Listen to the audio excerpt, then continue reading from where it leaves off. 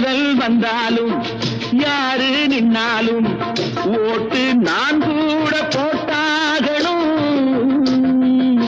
முன்னே கை நீட்டி ஐயா சாமின்னு நீங்க என்கிட்ட கேட்டாகணும்.